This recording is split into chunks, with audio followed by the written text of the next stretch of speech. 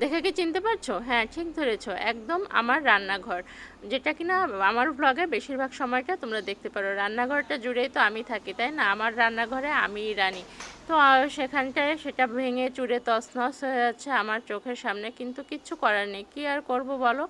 তো যেটা বাস্তব সেটা মেনে নিতেই হবে। তো চলো, কি হয়েছে না হয়েছে সেটা তোমাদের সঙ্গে শেয়ার করছি। এই যে মিস্ত্রি কাজ করে চলে গেল, এই ফ্যানটা এরকম হয়ে থাকলো, আর কিছু করার নেই। এই যে আগের ট্যাপটা হলো এটা ঠিক করতে যাই এই অবস্থা হলো। এখন ট্যাপটা না ছাড়াই ভালো, কিন্তু এটা বেশ টাইট হয়েছে এবার। আর এই দেখো এখানটার কি অবস্থা, সারা জায়গায় ধুলোকে ধুলো। এখন এগুলো সব আমার পরিষ্কার করতে লাগবে। তোমার দাদাভাই গেল আবার এখন বাজারে, ফ্রিজে মুরগি মাংস শেষ, মাংস নেই। এখন গেছে মাংস আনতে। আর এই যে মুদি বাজার এসেছে, সেগুলোও গোছানো হয়নি। মাছ এসেছে, সেটা নিয়ে সারাদিন ব্যস্ত ছিলাম, হাত পুরো ধার ধার মতো হয়ে গেছে। দুপুরে রান্না করেছিলাম, সে মাছের ঝোল এইটুকুনি বেঁচে আছে, এখন আবার রান্না করতে হবে। চা খাবো, মাছের ঝোলটা চাপিয়ে দিয়ে আগে চাটা খেয়ে নেব, খেয়ে নিয়ে তারপর এগুলো সব পরিষ্কার করতে হবে, সমস্ত একদম নামিয়ে নামিয়ে পরিষ্কার করতে হবে এখন।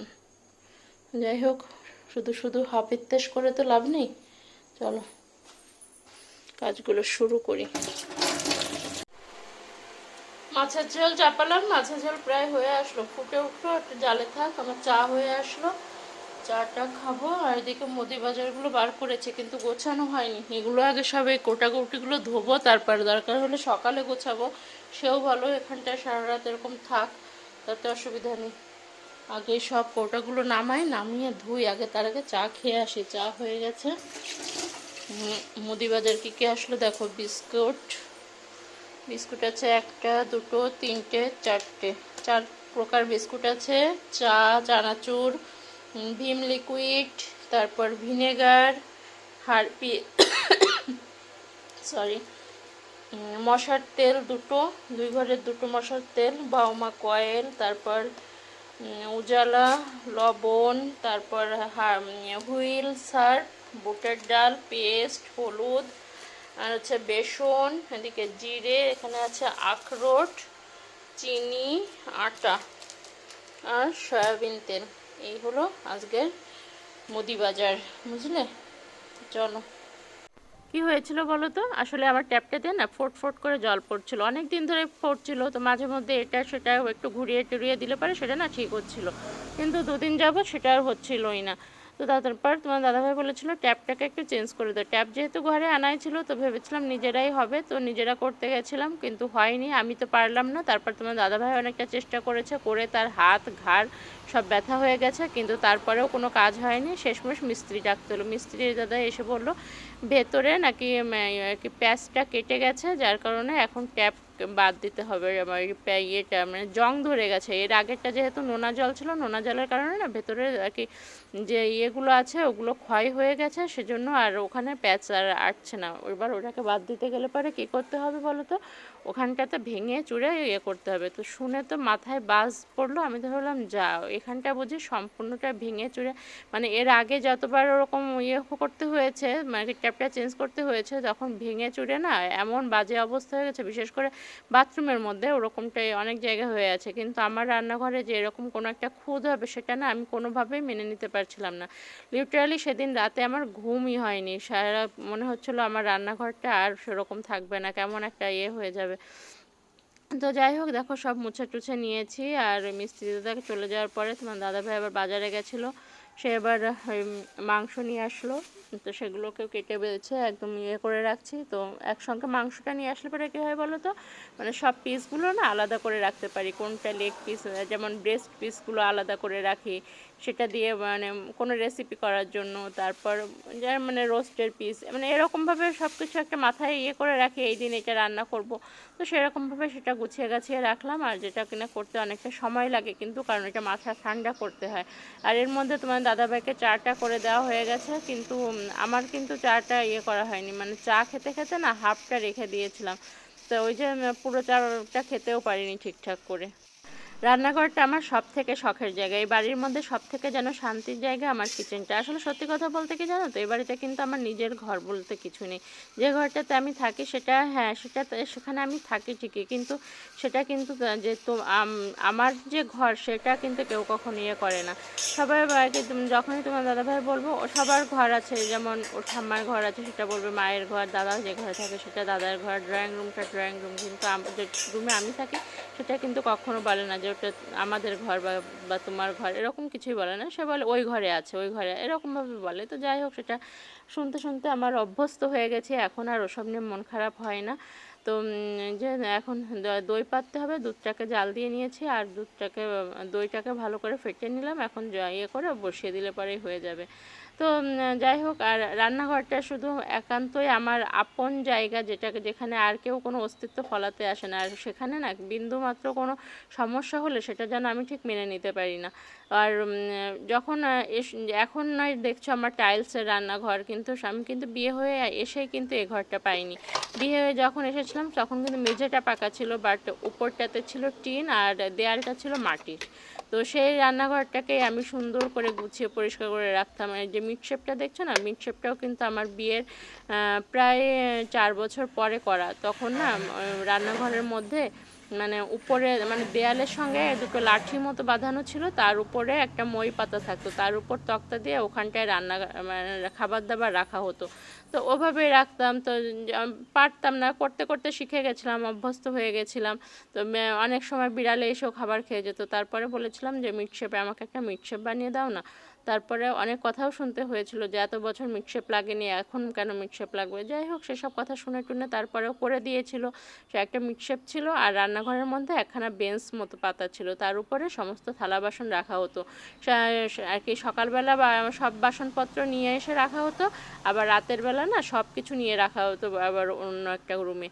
তো কারণ কি, ওই যে বললাম না কাঁচা ছিল রান্নাঘরটা, তো যদি কিনা চোর এসে ইয়ে করে নিয়ে যায় সেই, তো ওই আমার বিয়ে হয়ে এসে দেখেছি ওভাবে টানাটানি করতে হতো। আর কি রাতের বেলা সব কিছু রান্নাঘর ফাঁকা করে দিতে হতো, দিয়ে এমনি তালা দিয়ে রাখতে হতো, আর হলো আবার সকালবেলা সমস্ত জিনিস টেনে টেনে সব কিছু নিয়ে যেতে হতো। তো সেই রান্নাঘরটাকে লেপে টেপে রাখতাম। শুনেছি আমার বিয়ের আগে নাকি মেঝেটা ইয়ে ছিল, পাকা ছিল, কিন্তু কেউ মুছতো না, কেউই মুছতো না।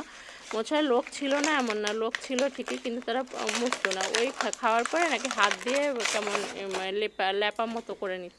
তো সেখানে ওরকম করতে করতে রান্নাঘরের মেঝে নাকি মাটি জমে গেছিলো। তো আমার বিয়ের সময় একটা বউকে কাজে নিয়েছিল, সে নাকি কোদাল দিয়ে চেঁচে চেঁচে ওই মাটি সরিয়ে সরিয়ে তারপর মেঝেটাকে বার করেছিল। তো আমার বিয়ের পরে আমি কি করতাম, আমার বিয়ের পরে আমি মনে হয় 10-12 দিন অন্যের রান্না খেয়েছি, কিন্তু অন্যের রান্না বলতে আমার শাশুড়ি মায়ের রান্না খেয়েছি। তারপর থেকে আমার উপর সব কিছু ছেড়ে দিয়েছিলেন। যেমনটা পেরেছি তেমনটাই রান্না করেছি, তা নিয়েও অনেক কথাও শুনেছি, চোখের জল ফেলেছি, রান্না করেছি, চোখের জল ফেলেছি আর খেয়েছি। অনেক কষ্টে জীবন গেছে, সেসব পার করে আজ এ পর্যন্ত এসেছি। তো তারপরে ওই রান্নাবান্নার পরে সেই রান্নাঘরটাকে আবার মুছে নিতাম, কখনো কখনো ধুয়ে দিতাম। তো এরকম করতে করতে রান্নাঘরটা কিন্তু বেশ সুন্দর সাজিয়ে গুছিয়ে নিয়েছিলাম। আর ওই যে পুরোনো দিনের ঘরে দেখবে ওয়ালের সঙ্গে না হলো কি আলমারি মতো করা থাকে, সেরকমটা ছিল রান্নাঘরে, ওরকমটা করা ছিল। মাটির দেয়াল হলে কী হবে, ওর সঙ্গে না একটা তাক মতো সিস্টেম করা ছিল। তো সেই তাকের মধ্যে সব মশলা টশলা রাখতাম, কৌটাগুলো সব চেঞ্জ করেছিলাম আস্তে আস্তে। সেই কৌটাগুলো পরিষ্কার করে রাখতাম, মশলা টশলা সব কিছু ইয়ে করে রাখতাম। তো এরকম করতে করতে রান্নাঘরটাকে সাজিয়ে গুছিয়ে নিয়েছিলাম। তারপর ওখানে যখন কার্নিশার 2.5 বছর বয়স, তখন আসলাম এই বাড়িতে।